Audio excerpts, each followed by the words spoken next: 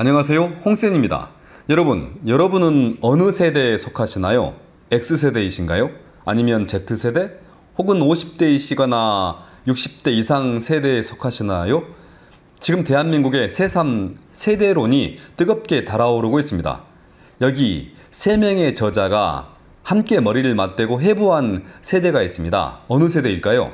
이 세대는 대한민국에서 가장 크고 강력한 세대입니다. 힌트를 드리겠습니다. 못 입고 못 먹고 못 배운 부모 세대의 등에 올라타서 독재자가 허용한 효율과 성장의 과실을 맛보며 10대를 보냈습니다. 그리고 두 번째 독재자가 교육의 평등을 설파하며 내건 교육개혁 조치의 수혜자로 20대를 열었습니다.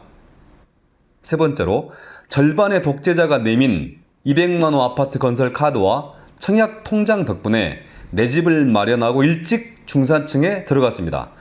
IMF 외환 위기조차 오히려 기회가 되었던 이 세대, 이 지경에 이른 대한민국에 더 큰 책임의식을 가져야 하는 이 세대, 과연 어느 세대일까요? 그렇습니다. 386 세대입니다. 이제 50대의 나이가 되었으니 586이 되었겠죠. 이들 세대는 20대 대학생 때부터 주인공이었습니다. 이들 대학생의 조직이었던 전대협은 89년도에 한국 사회를 움직이는 파워 엘리트 그룹에서 청와대, 국회, 군부 등의 뒤를 이어서 7위에 올랐었죠. 90년도에는 4위에 올랐다고 시사주간지 시사저널은 발표했었습니다. 이들이 30대가 되어서 본격적으로 사회에 진출할 때도 찬란했습니다. 혁신의 아이콘 386이라는 이름은 그때 붙여졌죠. 정치권에는 젊은 피로 수혈되었습니다. IMF 직후 국가의 대대적인 지원으로 붐이 일었던 벤처기업의 창업자들이었습니다. IMF로 기업들이 도산하고 구조조정을 할 때 이들은 살아남았습니다. 오히려 단단하게 자리 잡았죠. 위로는 선배들이 날아가고 아래로는 후배들이 3년 이상 들어오지 않았다고 합니다. 이들은 일찌감치 대한민국의 곳곳에서 의사결정권자가 되어 갔습니다. 386 세대는 2004년 국회의원 선거 299석 중에 69석을 차지했습니다. 이때 이들의 평균 나이는 39세였습니다.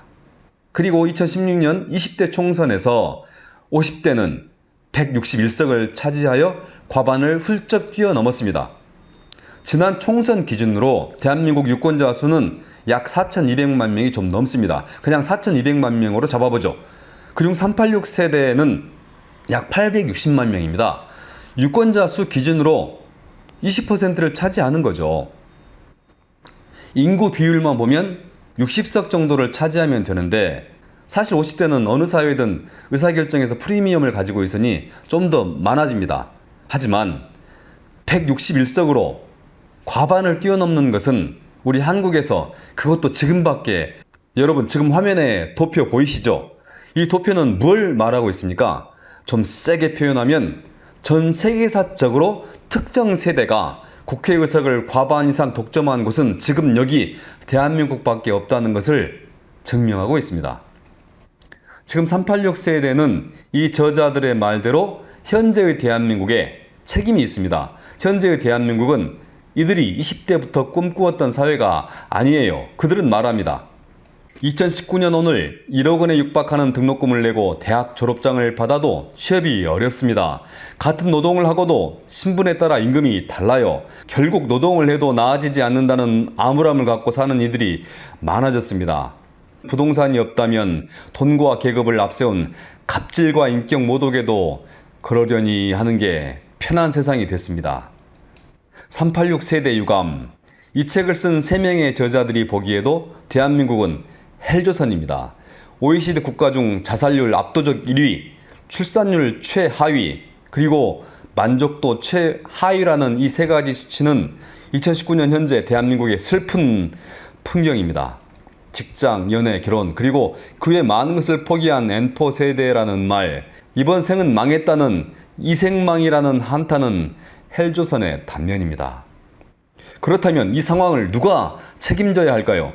2016년을 기점으로 60대 이상의 산업화 세대는 급속하게 의사결정의 장에서 밀려났습니다.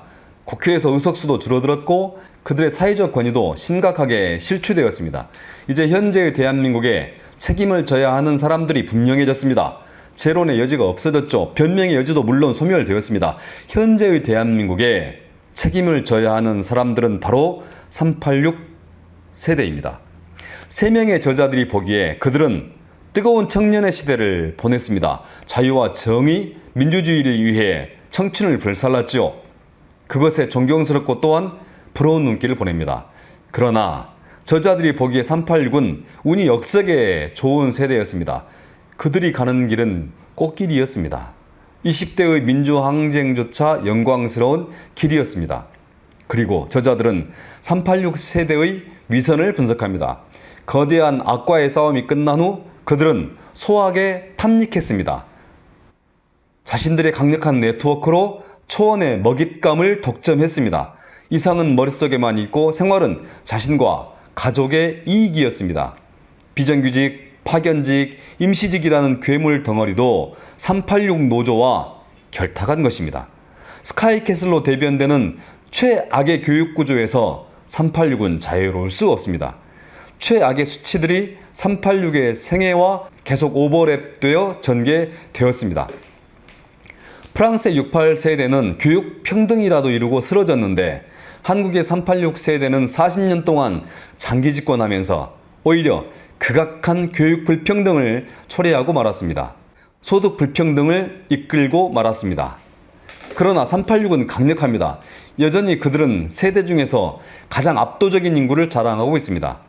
386 세대의 인구는 약 860만 명, 20대 인구는 약 680만 명이죠. 200만 명 이상 차이가 납니다. 인구만 압도하고 있는 것이 아닙니다. 네트워크 능력, 가용할 자원에서도 게임이 안 됩니다.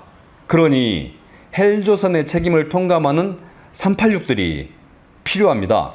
이들과 후세대가 연대하여 386이 꾸었던 꿈, 이제는 청년 세대에게 절실한 꿈, 공정한 세상, 연대하는 세상을 이루어 가야 합니다. 3명의 저자들은 이렇게 말하며 책을 마칩니다. 그들이 바랐던 혁명이 아직 매듭지어지지 않는 현재 진행형이라면 세대 독점의 해소는 비록 늦었지만 혁명의 완결로 가는 길일 수 있습니다. 이제는 혁명의 열정을 뽐내는 주체가 아니라 염치와 배리어의 미덕을 풍기는 혁명의 지원군으로서 말입니다. 고맙습니다. 홍센입니다.